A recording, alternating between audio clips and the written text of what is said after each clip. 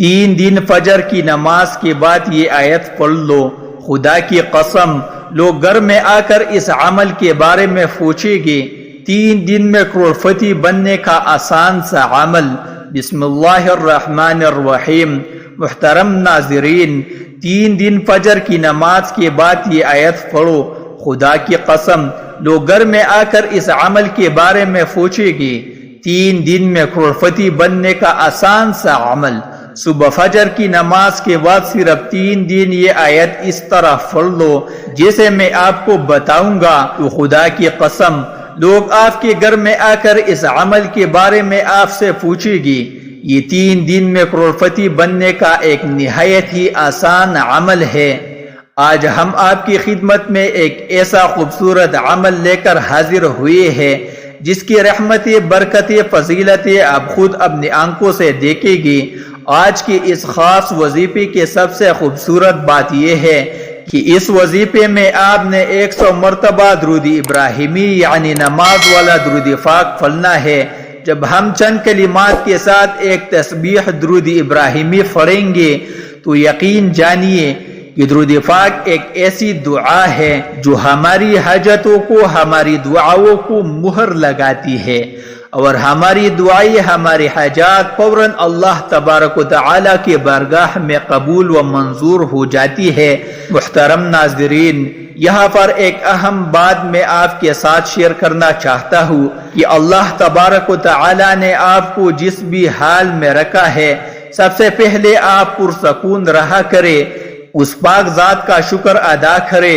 اللہ تبارک و تعالی قرآن کریم میں ارشاد فرماتا ہے کہ وہی لوگ مطمئن ہیں جو میرا شکر ادا کرتے ہیں، مجھ پر ایمان لاتے ہیں اور میرا ذکر و اذکار کرتے ہیں۔ لہٰذا جس حال میں اللہ رب العزت نے آپ کو رکھا ہے اس میں خوش رہا کرے، اللہ رب العزت کا شکر ادا کیا کرے، اور آپ کو جو بھی جتنی بھی توفیق ہو اس میں سے غریبوں میں صدقہ کیا کرے۔ حضرت علی رضی اللہ تعالی عنہ کا فرمان ہے کہ انہوں نے فرمایا کہ میں نے رسول اللہ صلی اللہ علیہ وآلہ وسلم کو یہ فرماتے سنا کہ جو لوگ صدقہ نہیں کرتے ہیں، جو لوگ اللہ تبارک و تعالی کے راستے میں نہیں دیتے ہیں، ایسے لوگوں کو اللہ تبارک و تعالی بدترین کر دیتے ہیں۔ اللہ تبارک و تعالی کی راہ میں خرچ کرنے والے انسان اپنی قسمت میں وہ سب کچھ لکھوا لیتا ہے جو اس کی قسمت میں نہیں لکھا ہوتا۔ ناظرین، یہاں پر میں آپ کو نماز فجر پڑھنے کے چند فضیلتیں بتانا چاہتا ہوں، اور عائشہ صدیقہ رضی اللہ تعالی عنہا روایت کرتی ہے کہ نبی پاک صلی اللہ علیہ وآلہ وسلم نے طلوع فجر کے وقت 2 رکعت نماز یعنی فرض کی شان کے بارے میں فرمایا کہ ان کو پڑھنا میرے نزدیک ساری دنیا سے محبوب ہے۔ آپ صلی اللہ علیہ وآلہ وسلم نے فرمایا جو آدمی عشاء اور فرض کی فجر کی نمازوں میں آ سکتا ہے اسے لازمی آنا چاہیے، اگرچہ اسے گھسیٹ کے ہی کیوں نہ آنا پڑے، یعنی گھٹنے کے بل یا پیٹ کے بل گھسیٹ کے آنا پڑے تو بھی آئے۔ جو شخص فجر کی نماز کی حفاظت کرتا ہے وہ اللہ کے قریب ہو جاتا ہے، اللہ کی حفاظت میں ہو جاتا ہے۔ کسی کو حق نہیں کہ اس پر ظلم اور زیادتی کرے۔ جو اس شخص پر زیادتی کرے گا جو فجر پڑھتا ہے تو وہ دراصل خیانت کر رہا ہے جس کو اللہ نے اپنے ذمہ لیا ہے۔ پھر قیامت کے دن اللہ تعالیٰ ایسے شخص کو پکڑے گا جس نے زیادتی کی۔ آج کا یہ وظیفہ قرآن مجید کی سب سے چھوٹی سورت کا ہے جسے سورہ کوثر کہا جاتا ہے۔ اس کا نیا عمل ہے، یہ بڑا قیمتی عمل ہے۔ اس کو پڑھنے والا بندہ ہمیشہ غنی رہتا ہے، اس کو کسی کی بھی آگے ہاتھ نہیں پھیلانے پڑتے۔ اللہ کی بارگاہ سے لاکھوں کروڑوں بھی مانگو گے اللہ اسے دے دے گا۔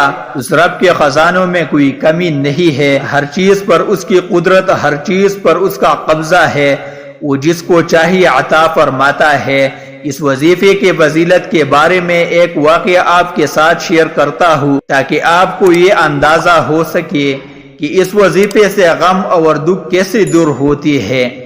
ایک صحابی بیان کرتے ہیں کہ ایک دن رسول اللہ صلی اللہ علیہ وسلم اپنے بستر پر لیٹے ہوئے تھے اور وہ بے ہوشی کے عالم میں تھے، ان پر غشی طاری تھی، اور فرماتے ہیں کچھ دیر کے بعد ہم نے دیکھا آقا دو جہان صلی اللہ علیہ وآلہ وسلم اپنے بستر سے اٹھے اور مسکرا رہے تھے۔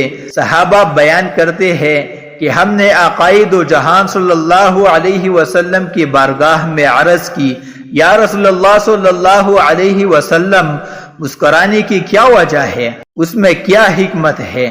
تو رسول اللہ صلی اللہ علیہ وسلم نے فرمایا، میرے صحابہ، آپ جانتے نہیں، اللہ کی بارگاہ میں سے میرے اوپر ایک ایسی صورت نازل ہوا جس میں اللہ تبارک و تعالی نے مجھے کوثر عطا فرمائی ہے۔ تو صحابہ نے عرض کیا، یا رسول اللہ صلی اللہ علیہ وسلم، کوثر کیا ہے؟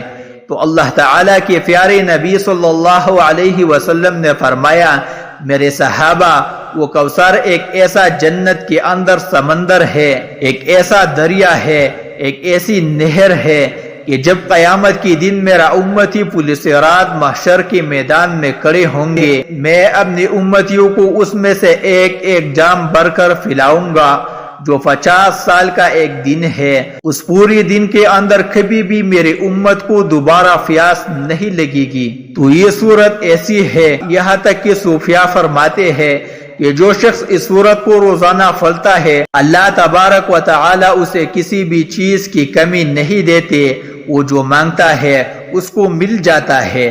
اب چلتے ہیں وظیفے کی طرف۔ آپ کو بتا دیتے ہیں کہ آپ نے یہ عمل کس طرح سے کرنا ہے۔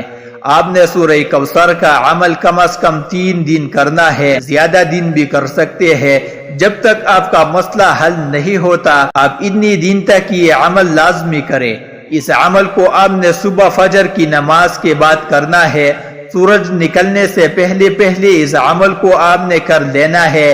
آپ نے پھر 3 مرتبہ اعوذ باللہ من الشیطان الرجیم، بسم اللہ الرحمن الرحیم پڑھنا ہے۔ یہ اس عمل کا حصہ ہے۔ جب آپ نے اس کو پڑھنا ہے تو آپ نے اپنے آپ کو شیطان مردود سے حفاظت میں لے لینا ہے۔ اس کے بعد آپ نے 3 مرتبہ درود ابراہیمی جو ہم نماز میں پڑھتے ہیں وہ آپ نے پڑھنا ہے۔ ایک مرتبہ میرے ساتھ مل کر بھی درود ابراہیمی پڑھے۔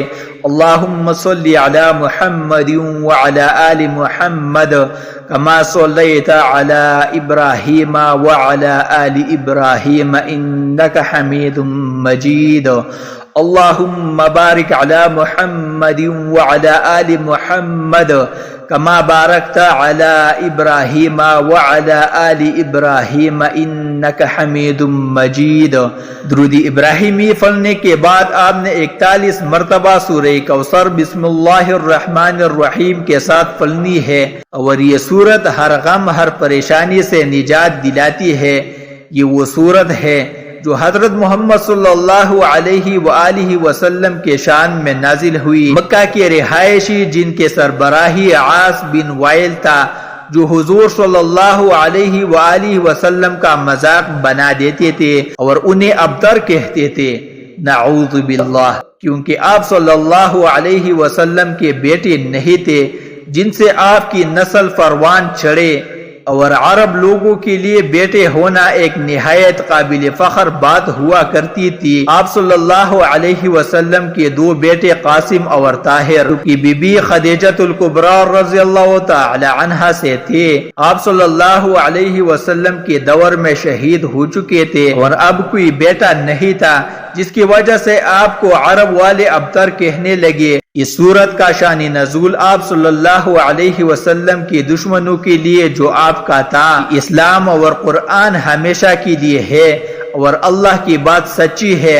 بعض علماء کے مطابق اللہ کا جواب سن کر آپ صلی اللہ علیہ وسلم کو بھی انتہائی سکون ملا اور آپ دشمنوں کو خوب پہچان بھی گئے۔ دعا ہے کہ اللہ تعالی میرا سنانا اور آپ کا سننا اپنے بارگاہ الہی میں قبول اور منظور فرمائے، آمین۔